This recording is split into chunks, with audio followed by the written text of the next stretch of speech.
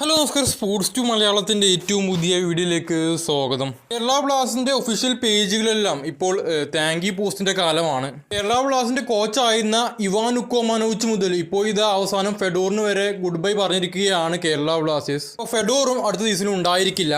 നേരത്തെ ദിമീസ്, സക്കായ്, ലെസ്കോവിച്ച് എന്നീ താരങ്ങൾക്ക് താങ്ക് യു പോസ്റ്റ് ഇട്ടിട്ടുണ്ടായിരുന്നു. ഇപ്പോൾ ഇത് അവസാനം ഫെഡോറിനും താങ്ക് യു പോസ്റ്റ് ഇട്ടിട്ടുണ്ട്. ഫെഡോറിനും നന്ദി പറഞ്ഞിരിക്കുകയാണ് കേരള ബ്ലാസ്റ്റേഴ്സ്. അങ്ങനെ നാലാമത്തെ വിദേശ താരവും ഇപ്പോൾ കേരള ബ്ലാസ്റ്റേഴ്സ് വിട്ടു എന്ന് ഒഫീഷ്യലായിട്ട് അറിയിച്ചിരിക്കുകയാണ്. ഇനിയുള്ളത് പെപ്രയും മിലോസുമാണ്. ഇതിൽ പെപ്രയും ടീം വിട്ടേക്കും എന്നാണ് റൂമറുകൾ. മിലോസ് സ്റ്റേ ചെയ്യാനുള്ള സാധ്യതയുണ്ട്. എന്തായാലും കണ്ടു തന്നെ അറിയണം. എന്തായാലും ഫെഡോറുമായിട്ട് പിരിഞ്ഞത് നല്ല തീരുമാനം തന്നെയാണ്. ലൂണയുടെ പകരക്കാരനായിട്ടാണ് ഫെഡോറിനെ കൊണ്ടുവന്നിട്ടുണ്ടായിരുന്നത്.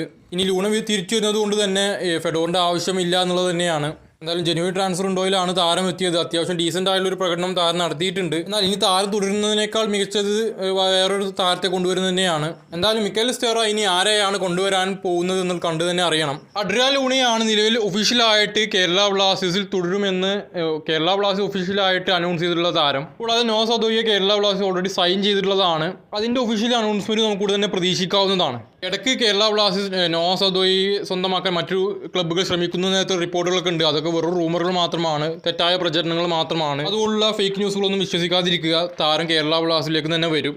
ഈ ഒരു താങ്ക് യു പോസ്റ്റുകളൊക്കെ കഴിഞ്ഞാൽ നമുക്ക് ഉടൻ തന്നെ ഇനി സൈനിങ്ങളുടെ ഒഫീഷ്യൽ അനൗൺസ്മെന്റ് ഒക്കെ പ്രതീക്ഷിക്കാവുന്നതാണ്. വിദേശ താരങ്ങൾ ഇനി നോയുടെ സൈൻ തന്നെയായിരിക്കും കേരള ബ്ലാസ്റ്റേഴ്സ് ആദ്യം ഒഫീഷ്യലായിട്ട് അനൗൺസ് ചെയ്യാൻ പോകുന്നത്. അടുത്തതായിട്ട് പറയാൻ പോകുന്നത് രാഹുൽ കെ പിയെ കുറിച്ചുള്ളൊരു അപ്ഡേറ്റ് ആണ്.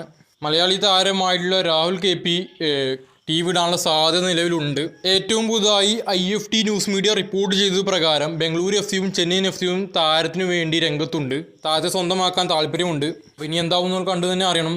കൂടാതെ താരത്തിന് കഴിഞ്ഞ സീസണിൽ കാര്യമായിട്ട് മികച്ചൊരു പ്രകടനം നടത്താൻ സാധിച്ചിട്ടുണ്ടായിരുന്നില്ല. കൂടാതെ ഒരുപാട് വിമർശനങ്ങളും താരം കേട്ടിട്ടുണ്ടായിരുന്നു. അടുത്തതായിട്ട് പറയാൻ പോകുന്നത് ഒരു സൈനിങ്ങിനെ കുറിച്ച് അപ്ഡേറ്റ് ആണ്. എന്തായാലും ഒരു സൈനിങ് കംപ്ലീറ്റ് ആയിട്ടുണ്ടെന്ന് മാർക്കസ് മൊർഗുലാവോ അറിയിച്ചിട്ടുണ്ടായിരുന്നു. അത് വിദേശ സൈനിങ് ആണോ ഡൊമസ്റ്റിക് ആയിട്ടുള്ള സൈനിങ് ആണോ എന്ന് അറിയില്ല. താരത്തിൻ്റെ പേരും ഇതുവരെ വ്യക്തമാക്കിയിട്ടില്ല. സൈനിങ് എന്തായാലും കേരള ബ്ലാസ്റ്റേഴ്സ് കംപ്ലീറ്റ് ചെയ്തിട്ടുണ്ട്. അപ്പോൾ അതിനെക്കുറിച്ച് നമുക്ക് ഉടൻ തന്നെ ആ ഒരു സൈനിങ് അനൗൺസ്മെൻറ്റ് പ്രതീക്ഷിക്കാവുന്നതാണെന്നാണ് മാർക്കസ് മൊർഗുലാവോ പറഞ്ഞിട്ടുള്ളത്.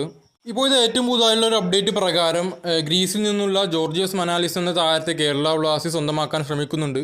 താരം ഒരു സെൻട്രൽ ഫോർവേഡാണ്. ഗ്രീസിലെ സെക്കൻഡ് ഡിവിഷൻ ക്ലബ്ബിലാണ് താരം കളിക്കുന്നത്. അവിടെ 21 മത്സരങ്ങളിൽ നിന്ന് 11 ഗോളുകളൊക്കെ താരം നേടിയിട്ടുണ്ട്.